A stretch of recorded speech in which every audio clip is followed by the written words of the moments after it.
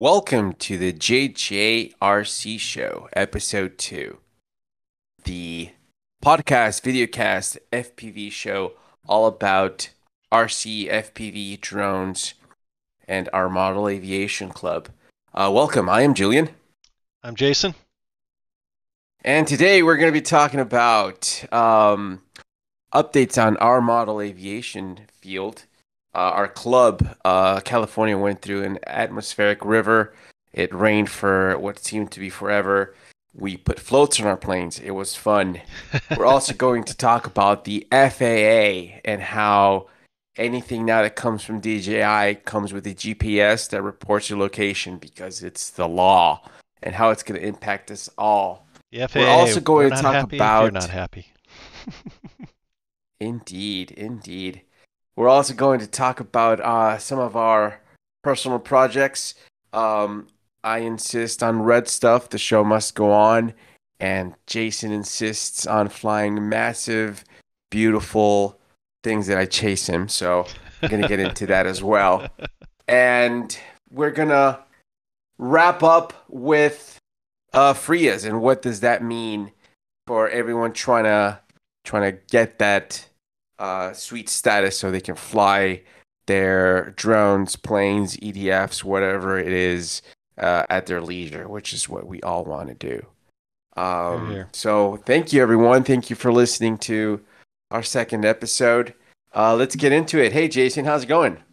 It's going good. We're making the best of some bad weather. It's finally passed, but it's nice to finally have a relatively dry California again. I'm not used to this wet California. That was kind of weird, you know? It's like It 21 is days of weird to rain. see all the green. Yes. Yeah, my yard grew up like I mean I couldn't believe it. It's like it went from being nearly dead to a jungle in like it's just a few days. I was like, what the hell? But Yes, I need to find someone to take care of my yard. It's overgrown. Weeds are it's crazy.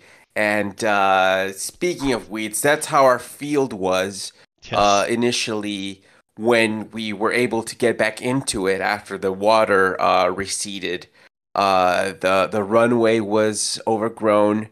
We worked on that a bit. You want to describe a little bit of the work we had to Yeah, do in order to get back flying again? let's set the setting real quick that, our field, we are very lucky to have a 50-acre plot of land that our field is on. It gives us a lot of room and area to fly, but it is in a flood basin, which is why there's 50 acres of undeveloped land. Um, Normally, in 20 years of flying there, we've almost never seen it flood like this, but this time the flood basin became exactly what it is. It was a flood basin. Of those 50 acres, I would guess 40 acres of it was at least 2 feet deep water. I mean, it was insane. I'd never seen it like that. But our road and our field are the highest points in there, and unfortunately, even our road at one point got. Oh, I walked out into it pretty far trying to figure out how deep it was, and I got up to a little right around my knee deep. So I would say, it was at least 2 feet up over the road.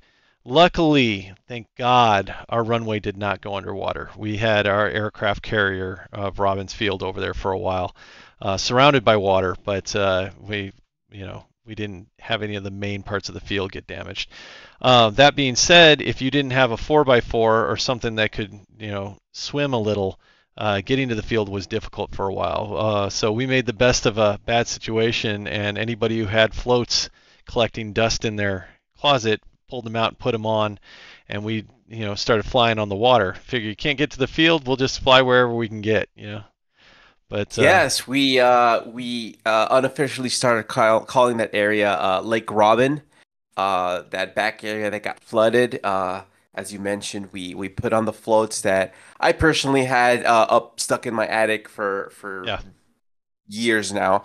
Finally, figured out how to install them, and then once we got there, I'm like, hey, holy moly, I've never actually taken off from water. Um, it's easier than it looks actually for me. The whole thing is your runway. You don't have to worry about where to land. The whole lake is your yes. deal. You just gotta point into the wind and hope for the best. We had a great time. I flew my the night timber with floats. You flew your UMX Oh yeah, the little twin otter. Oh, oh, we are on Twin video. Here we Otter. go. Here we go. He's right behind me. Got it. The little boy Yes. still left it on the floats because it's just so much more fun on the floats.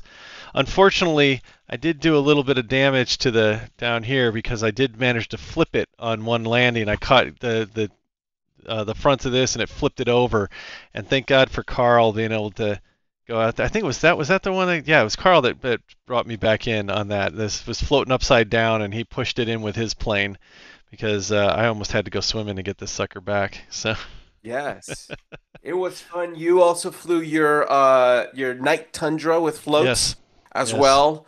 I chased you for a while with my hexacopter. You chased me. There's a lot of footage. We had tons of fun. yeah, danger drone. And then as the conditions changed, yeah, the different parts of the field got flooded, and then our area got flooded. But yeah, so It's funny how a I situation like that starts off bad, but we were kind of like, oh, look, we have a pond, it's a lake, and then the whole area became the lake, and it was like, oh, that's too much. You overdid it. Go a back, go little bit back, go too much. back. Yes. Now it's time for spring, and we're all hoping for those not too hot days that we get in the summer usually, where it's already hot at 8 in the morning. But yeah, those long spring days where we can be there for what seems to be all day long, and then we pretty much forget to eat or to go for lunch. So those are the days that Yeah. are ahead of us. And another thing that I've been missing, surprisingly, was night flying. We've been Yes. doing night flying for what seemed to be almost a year straight, up until December when we had to cancel Yep. because of temperatures and rain. But we're going to start doing that very soon. We did that last year too. Once it gets too cold, nobody wants to come out when it's only 40 degrees at night and stuff. But it's starting to warm up again. I think next month we're going to be able to bring the night flies back and start doing that again, which is always fun to have that beautifully lit up runway. Kurt's lights that he made, the ping pong ball lights that just give us, all the ability, especially for us FPVers, man. It's like actually landing at a runway. It's absolutely gorgeous. So that'll be fun. We'll bring that Yes. back. In the next episode we can hopefully we'll have some stories to tell, and maybe we can figure out how to integrate some video this time and show some video clips of our return to the night fly. Indeed, I have some really good clips of some night footage that I have. What I want to get this year is footage with Draco. uh, Draco is has tons of LEDs, and I have it on a channel where I can change the sequence that it does, the oh, lighting. that'd be cool. So I am really looking forward to flying Draco at night. There's tons of lighting, and not so much for the FPV side, but for line of sight. Yeah, Although it is yeah. fitted with a night camera, and it is fitted with full iNav with OSD, so I can go pretty far with Draco. So coming up, yes, end of next month, so in a couple of weeks we'll be doing Yeah. that. So we got some fun stuff coming up for the club. So, but Alrighty, so now let's get maybe into the not so much fun of things. When the feds arrive, when they start applying rules and laws, because unfortunately some people have started to ruin some of this aspect, this hobby right. for us. So, It's do you want to get into some of these details, Yeah, Jason? so we'll kind of touch upon. I mean, so what we're all talking about is remote ID, and the new rules for remote ID have gone into effect. They originally were supposed to go into effect for manufacturers in 2022, but it didn't happen because the FAA wasn't quite ready, so they moved it forward to December 16th, and those went into effect. Now the manufacturers basically all turned and said, "Well, how do we comply?" And the FAA went, "You do." And so there's still a lot of mystery as to how exactly we're going to be in compliance with this, but the FAA is also not really officially taking any enforcement action to anybody who's not in compliance. They're taking the action of let's work with you to get you to where you need to be. So remote ID is the idea that any drone in the air, and when I say drone, for those who are like, well, I fly model airplanes, well, that's a drone. FAA considers anything that is a UAS or an unmanned aerial system to be a drone. So that's just the way it is. They don't understand the hobby. They Law of the they don't land. really take the time to get to know it yet. Maybe over time they will, but right now, I always compare it to the FAA sees the difference between a Cessna and a 747, but right now in model aircraft world, they don't. They see a Cessna and a 747 are the exact same thing in their eyes. So that's where we're at now. We're hoping this will develop out and get better, but for the moment, it's where we're at. So all the drones are supposed to have the ability to report their position, have to be able to have the pilot report his position, his or her position, and all of this gets broadcast with your FAA ID. In theory, a cell phone should be able to, scan the area and see what drones are in the area and who's where and all that neat stuff. There was a couple of lawsuits that tried to block remote ID based on privacy concerns, that it was a I'm going to screw this up, so everybody in the comments, you can tell me which one I screwed up, but I want to say it was a Fourth Amendment violation that they sued based on. Unfortunately, they did not win that lawsuit. This was brought by Race Day Quads. It was one of the primary backers. There were a lot of people who did Yep. Friends of the Court briefings and stuff like that, and a lot of people backed them. FPV Freedom Coalition and Flight Test were backing them. Everybody seemed to be behind this, but it didn't end up going anywhere. They decided that the safety was a bigger concern. So to that end, the FAA did then say, okay, well, for all you guys who are traditional modelers and in clubs, we'll create these things called FRIAs, which are what does FRIA stand for? It's FAA Recognized identification recognized area. area. Yes, and so that basically is a flying field or whatever area they define that they're going to say, look, we know that drones fly here, so we're just not going to require anything. If you're flying there, you're flying from and within that area, then you don't have to have remote ID. That's how all of the traditional modelers, all of the people who fly things that could not possibly carry this equipment, because a remote ID is going to require transmission, it's going to require GPS, it's going to require all sorts of stuff to get the information it needs. My SU-30, I mean, this little guy cannot carry remote ID, even if it wanted to. It's just not possible. The weight alone would be too much. And then beyond the fact that nobody has really introduced a remote ID compliance device that is small enough. I mean, I've seen one, and they called it a micro remote ID thing. It was like 8 inches by 3 inches and 2 inches thick. I was like, in what world is that micro? Maybe for drones that are carrying 80 kilos or something like that. Yeah, that'd be micro. But for the rest of us, that doesn't work. So it'll be Yeah, interesting to see kind of where this to goes. that Yeah. end, to further illustrate maybe some of the annoyances, I am not a, DJI Avata owner, but you Yeah, are. I am. And now, if you want to fly your Avata, as far as I know, you have to hook up your cell phone Yes. to report your GPS location in order to fly. So Yeah, and basically, two fun things with that is if you own the goggles 2 and the Avata, the original release that came out, then yes, you have to plug in your cell phone to your goggles so that it will get your GPS through your phone and do all the connection stuff, and that takes care of transmission also. And you can't start it up. Now, if you're flying along and the cable falls out, it gives you a warning on screen, but at least it lets you continue flying.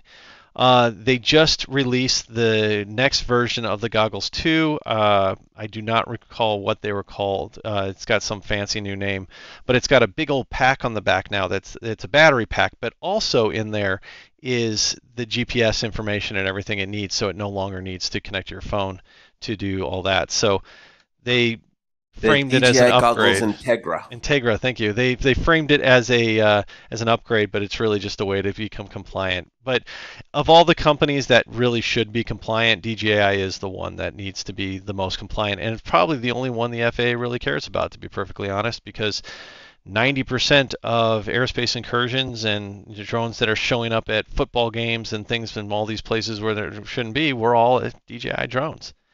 There's so many, what's those little foldable ones, Mavics, that showed up where they shouldn't have been. That one famous one at a football game that dropped down onto the 50-yard line or something, just hovered like 5 feet off the ground. It's like, what is the guy thinking? So, yeah, I don't Yep. blame them for that. But, with the FRIAs coming around, I know a lot of people are like, oh, but I don't want to fly at a club. Well, the clubs do offer a lot in terms of camaraderie and information and people to hang out with and stuff like that. But they also, In a some safe like for space, us, yes. they offer a runway. I mean, not everybody's got a runway in their backyard, and if you do, hey, great, all the best. I want to come hang out at your house. But flying in the parks and flying drones is fine. But if you're going to fly airplanes and stuff, having the runway is brilliant. It's not grass, it's not dirt, it's an actual paved runway. So for OMAC, becoming a FRIA, which we applied for.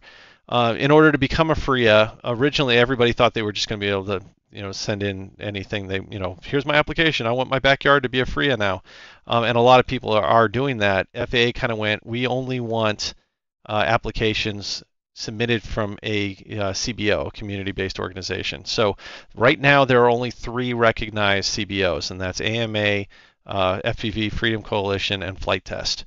Those 3 have got their CBO status. They can submit free applications for you.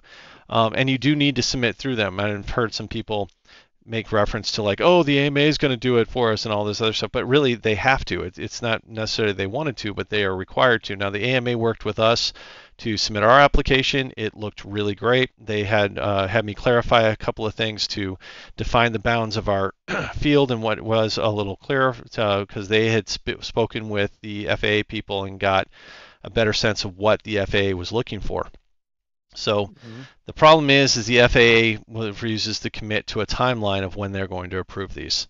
Now, the compliance for pilots, not manufacturers, but pilots, is next year. So we do have time before we really have to worry about being able to do the remote ID or stuff. So we'll see what kind of stuff comes out. But the chances are a actual dedicated flying site, the FAA wants to make those free us. They want people to go to those sites and fly instead of flying in your local park or your backyard. They'd love it if you come to a place like OMAC, where we can fly and enforce the safety rules and keep every keep everything where it needs to be.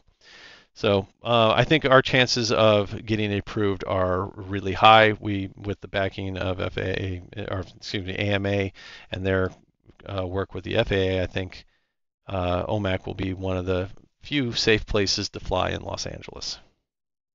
Yes. So, if you feel like you want to join an AMA sanctioned club in the northern Los Angeles area, visit our website at ourmodelaviation.club. Um, Indeed. And let's try to wrap it up. And I'm going to throw a curveball at you, Jason, something that we did not talk in our pre-show, but it will wrap things up, I promise. Tyler Perry. He has a Oh backyard with a runway. God, I He want to be that man. released a video, not him, Remy RC, Yeah, who is God, that a was good. famous modeler in the RC community. Oh, if you haven't He seen is Remy, collaborating. go see it now. Every Indeed. time he makes something, So I'm just like, God, the guy's a freaking genius. if you're listening to this right now or driving, whatever, pause, pull over to the side of the road, and look for the video with Remy RC and Yeah, Tyler Perry. There's 2 videos where they uh, okay, just pause, watch it.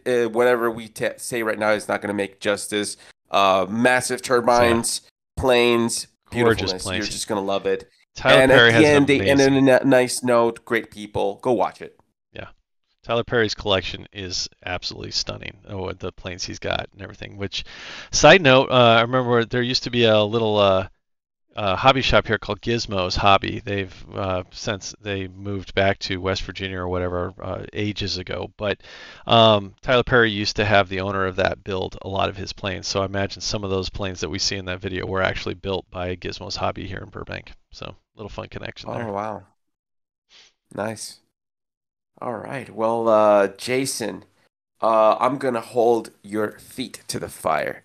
You shared with me and with the rest of the audience a couple of projects. Share with me some updates. Okay, well, Uh, I'm attention deficit, so the nature of my being is to have a bazillion half-done projects, but it's always fun to add more to them. So, if you don't watch Joshua Bardwell, highly recommend checking out JB's stream, especially if you're into quadcopters and drones, because his information is amazing. But he showed a drone that is essentially a naked GoPro with 4 motors on it. It is a completely integrated GoPro drone.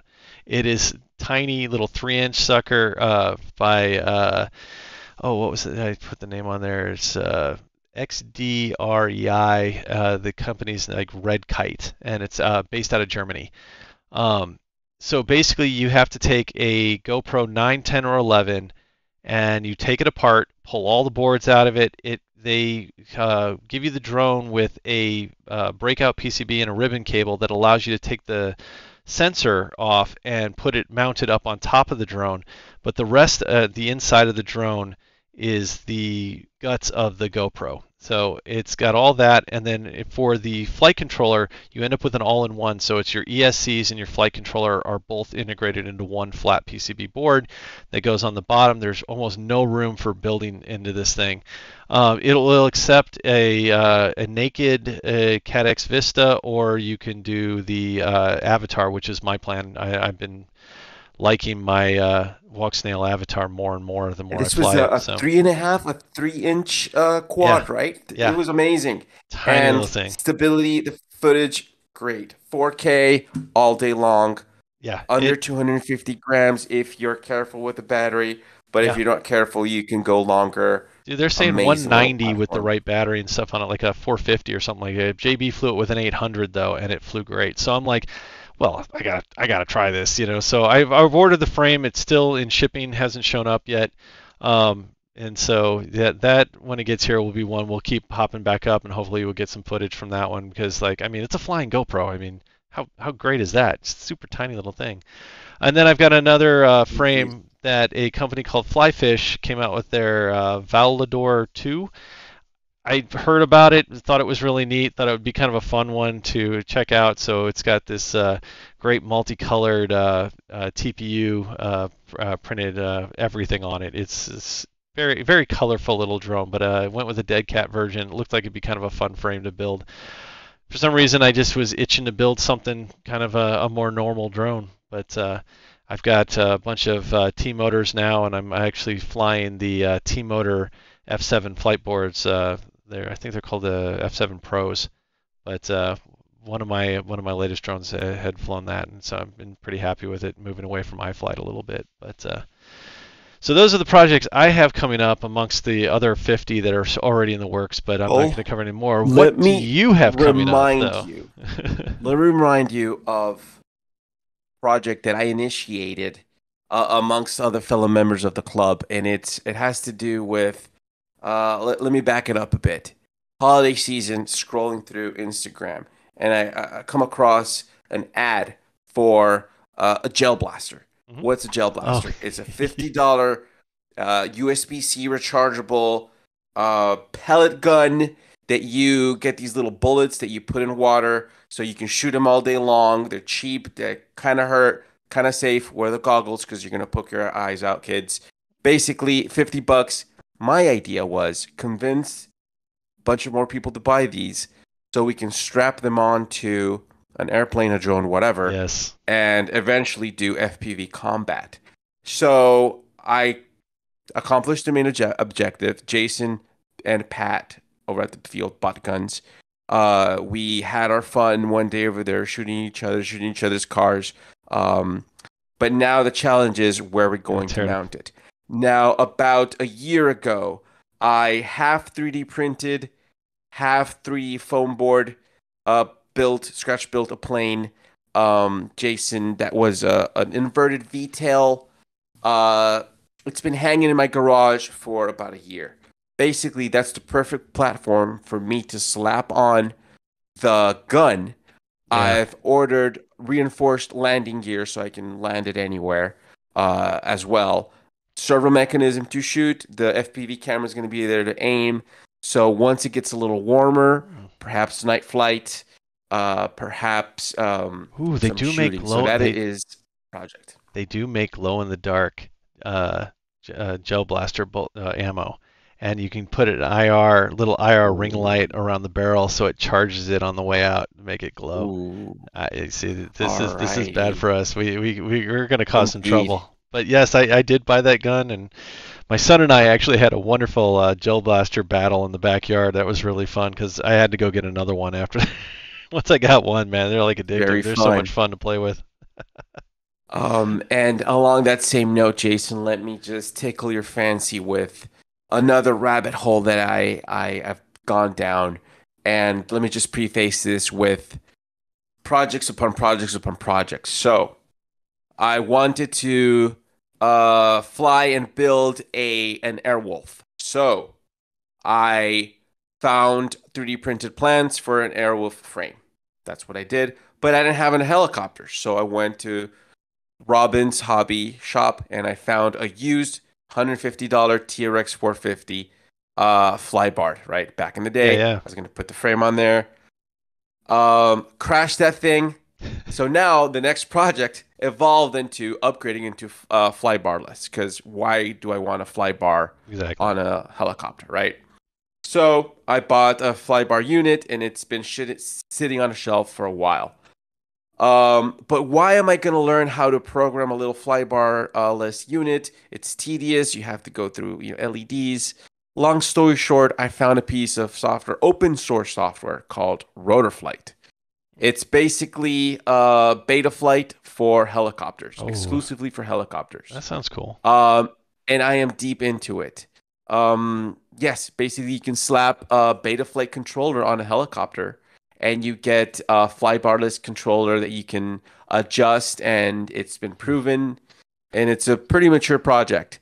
And that's what I want to do because I like to FPV Damn. everything, and I've never FPV'd a helicopter. So that's where the project is headed. Oh, Um, actually, Rotorflight has OSD built in.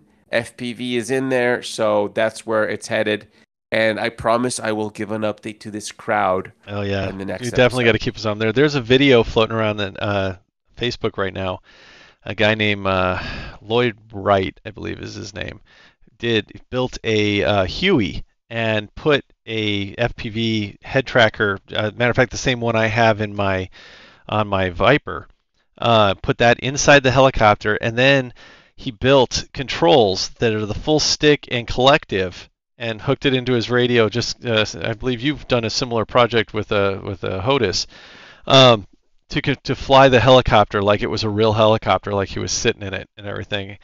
Man, if we can if I can find the video, well, maybe we can put a link in the description or something because like it is amazing. Like it's the pinnacle of what FPV helicopter flying could be. So Indeed. And on that note, let me give the crowd a little bit of an update on a project that I completed, which was um, I've been wanting to fly FPV with a joystick. So 2 weeks I had nothing better to do, so I grabbed my old TX16 and married it with an old joystick.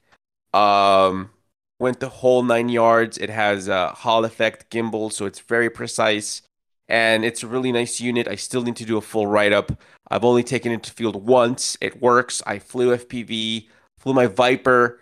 I took off full joystick. Um, what was my blocker on this project before was rudder.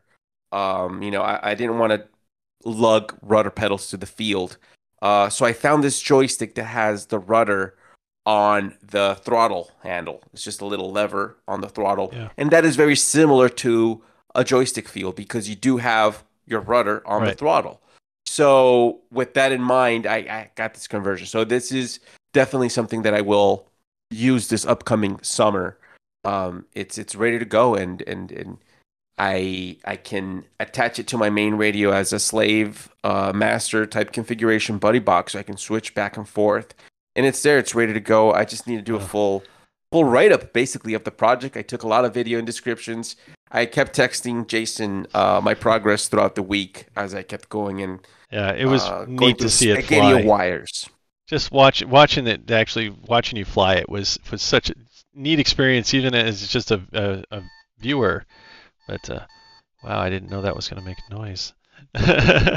um, but yeah, I mean, these types of projects are what make this hobby so much fun. Is that you kind of can invent what it is you want, that there's so much material and so much knowledge out there in all these different areas of how you can recombine it. I mean, that's kind of how FPV grew out of the whole Wii controllers, learning how to use the accelerometers to be able to control the multi-rotor stuff, and it grows. So I mean, there's always some different neat part that you can go into this hobby and find. To that end, for those of you who are watching, if you have something that you want us to explore, want us to go into, or want us to talk about, maybe it's something we already know, or maybe it's something we got to find out about, put it in the comments. For the next episode, we'll bring up some of those and we'll research of it and tell you what we can find out about it. So, Indeed, yes, we do want your comments. Let us know how we can steer this conversation, what you want us to talk about more. Indeed, we will leave a link to our website. It's jjrcshow.com, etc. So we will expand upon that. And on that note, Jason, do you wanna? I want to know a little bit more about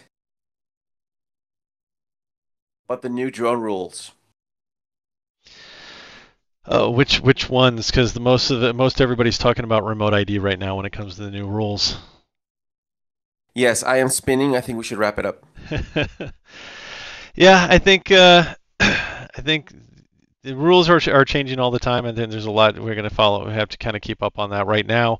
We'll just kind of keep an eye out on remote ID. Otherwise, for right now, fly what you've been flying, fly the way you've been flying, and hopefully we can bring you the information you need to keep yourself legal, safe, and out of the harm's way of the law.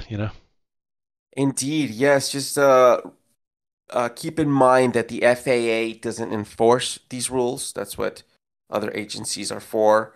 They create the rules. So it's not the FAA that's gonna come and bust down and knock down your door necessarily. There is a lot of legal discussion that we can get into, especially I don't know if you're fully aware with the whole Trent Palmer stuff that just got released. The rulings, he basically got in trouble. His actual pilot's license got suspended. Trent Palmer, the YouTuber, the guy with the Kit Fox. Oh, is that the So guy? yes, Is that the guy who crashed his plane? no, no, no. Oh, that This was. is another guy who did a flyby in his Kit Fox by some guy's property, and the neighbor complained of noise. And after about 6 months of ruling, the FAA suspended his Oh, pilot's license for 120 days or something along those lines. see, I was thinking of the other guy who said he had a. He's a YouTuber, said he had an emergency and he bailed out of his plane and his plane crashed and he did it all on video, but it ended up that he actually didn't have a problem. He just crashed it for the video. So it's like, Yes, and there along that same note, there is a Vice documentary that gets into detail. They interview the guy. The guy is very he doesn't tell you exactly. He's very nebulous, yeah, very and I think that's part of his MO. yeah. But yes, the FAA federal agency, they do rule the skies. It's an organization that you do not want to get on your backside. You do want to be informed. You do want to go through the resources. Um, There are a lot of there's a lot. great YouTubers out there that have a lot of information that have done tons of research on it. It's like, the information's out there. It's easy to get your hands on, but just ultimately remember that the FAA wants this to work for the most part. They'd like us to have our space to fly and stay out of their space, basically, is what they want. But right now they're definitely in a teaching mode. They're going to be more likely to educate you on what happened and why you're in the wrong than they are going to be to just dole out fines right now. I mean, they have doled out some fines. There's quite the history of them you can find out there. But for the most part, right now, if you just fly with some fly smart. I think is the way everybody always says it. If don't fly over people. Don't do the stupid things that are getting everybody in trouble. But most of us, when if we're just flying regular airplanes, find yourself a club, find yourself a place to fly. Someplace safe. If you're on your own property, And that's good too. on that note, if the police officer does come by, remember, they are just very curious. And recently, we had a couple of police officers visit us at the field. They were just very curious. They wanted to get into the hobby. We were very excited to share with them, how fast these planes were going. We are showing them how they could, use goggles to follow around or screen or follow on a plane or a quad or a hex. Yep. They were just fascinated, and maybe one of these police officers will join our club, and they'll be fine, because then they could be more educated as to what these devices actually do, and what they can't do. Most of the time, it's about fear. Um, Media is always going to scare people into the drones, or it's always the backyard snooper, or the wartime machine, or something along those lines. But just remember, just inform Yeah. yourself. The word drone used to be sort Yeah. of taboo. Not anymore. I used to personally not like the word drone. Now I just embrace it because everyone knows what a drone is. If I say quad to someone down the street, they're not gonna know what that is. Well, I think one other thing If to I say remember. drone, Yeah. they're gonna know what A that thing is. to remember for us is while we are trying to protect our hobby and make it right for us, we're also ambassadors of the hobby. That we are out there when we show it to other people, we show them what it is and what it's capable of, and how it does serve some wonderful purposes in terms of educating people and bringing aviation into their lives and stuff like that.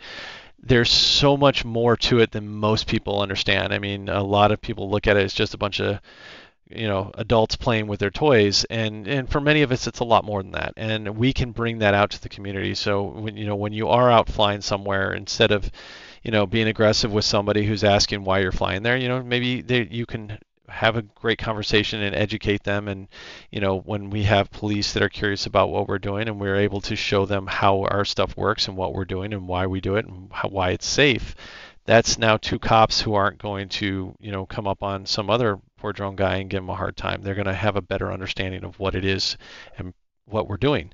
So, I mean, always try to represent, the hobby in the positive light that it is, because this is one amazing hobby that we definitely need to protect. Yes, and one of the growing sentiments that I see out there is that it's dying. It's sort of fading away. I don't think that's the case. I think it's in the same way rock and roll is dying. It's been dying for the past 100 years. I don't think rock and roll is really dying. It just evolves. It started out as the combination of blues and, well, the history of rock and roll is complicated, but my point is that the history of RC is complicated.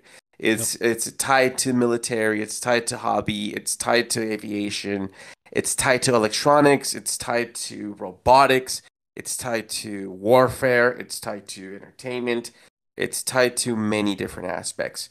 So let's try to highlight the positive aspects of this hobby, the ones that bring us enjoyment and excitement. And at the end of the day, we spend most of the week working in our garages, just so we can go out to the field for a couple hours. And at the end of the day, we fly for maybe what, 15 minutes at most. We're up in the sky.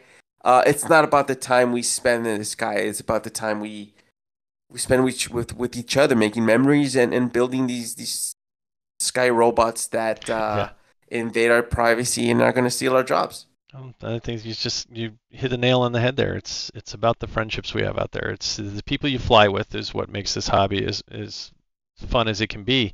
If you're flying by yourself, you're probably enjoying the hell out of your hobby. But when you have five other guys that are bringing projects out and you're all getting excited, next thing you know, you want to do that. You've learned something new. The number of people I've gotten into FPV and then brought them into FPV airplanes, and then there, a drone guy came to the field, and first thing he says, like, I might have to get an airplane now because I haven't been around them.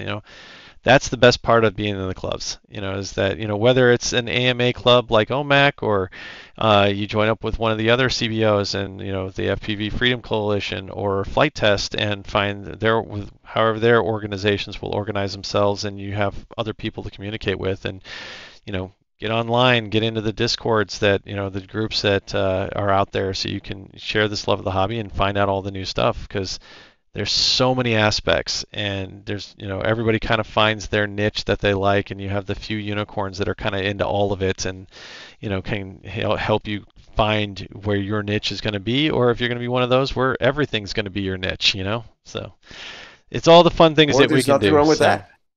Exactly. no, You there's can nothing try wrong with that, FPV. because You could go into it or come back to it. I left FPV for a couple of years, and a lot of people, you see that all the time. People sell their equipment, come back. So yep. it's about having fun and flying and making memories.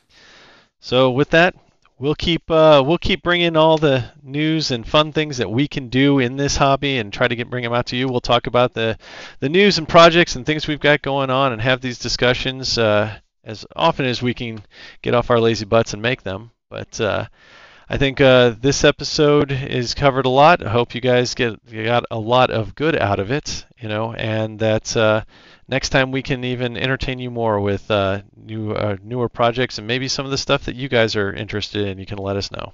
So Awesome, indeed. And yes, let's make episode 3 happen a lot sooner, Jason. we Let's will. do it. We'll be back. All right. Promise you.